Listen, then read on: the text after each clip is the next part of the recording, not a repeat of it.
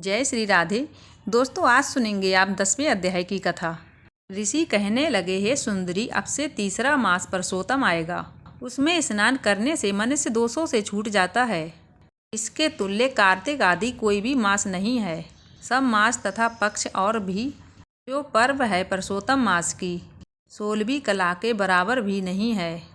12,000 वर्ष गंगा में स्नान करने से जो फल मिलता है और सिंह के बृहस्पति में गोदावरी गंगा में स्नान करने से जो फल मिलता है, वही फल परसोत्तम मास में एक बार स्नान करने से प्राप्त हो जाता है। यह श्री कृष्ण का प्रिय मास है।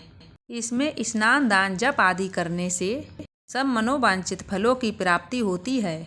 इसीलिए तुम भी परसोत्तम मास की सेवा करो। मुनि राज कन्या को ऐसे वचन कहकर चुप हो गए।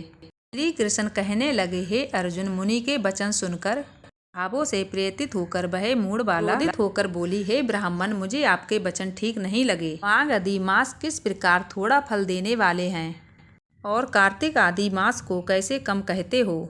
क्या सेवा किया हुआ वैशाख मास इच्छित फल नहीं देता? ये तो मलमास सब कर्मों में निंदित है। हे मुनि सूर्य, संक्रांति से रहित मलमास को आप कैसे श्रेष्ठ कह सकते हैं? इस प्रकार क्रोध से कहे गए ब्राह्मण की पुत्री के वचनों को सुनकर ऋषि का शरीर जलने लगा और क्रोध से नेत्र लाल हो गए, परंतु फिर भी मित्र की कन्या को श्राप नहीं दिया और सोचने लगे कि कन्या मूर्ख अपने अहित को नहीं जानती। परसोत्तम का महत्म जो बड़े बड़े ज्ञानी भी नहीं जानते, तो कम बुद्धि वाले पुरुष और कन्याएं कैसे जान सकती हैं? और यह बिना पिता की कन्या दुख रूपी अग्नि से सुलगती हुई मेरे अत्यंत उग्र श्राप को सहन कैसे कर सकेगी? ऐसे उत्पन्न हुए क्रोध को दूर करते हुए और स्वार्थ होकर व्याकुल कन्या से कहने लगे, तुम दुखी और नादान हो, इसीलिए तेरे पर मेरा कुछ भी कोप नहीं। जैसा तेरे निर्भाग्य मन में हो वैसा ही कर, और जो कुछ भी हो बाला है सो सुन। मैं कहता हूँ, तूने जो परसोत्तम मास का अनादर किया है, इसका फल इस जन्म या अगले जन्म में अवश्य होना चाहिए। क्योंकि तेरा पिता मेरा मित्र था, इसीलिए तुझको श्राप नहीं देता हूँ कि तू बालक है और अपने शुभ तथा अशुभ को नहीं पहचानती।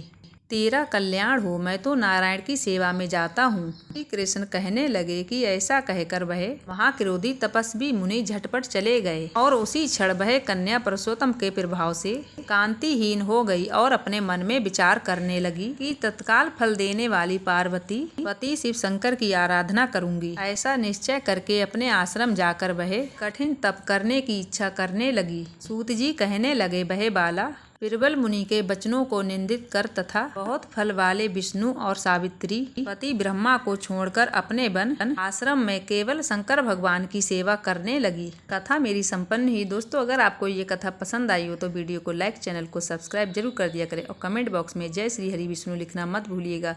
मिलूंगी ऐसी अगली वीडियो में। जब तक के लिए जय जय श्री राधे।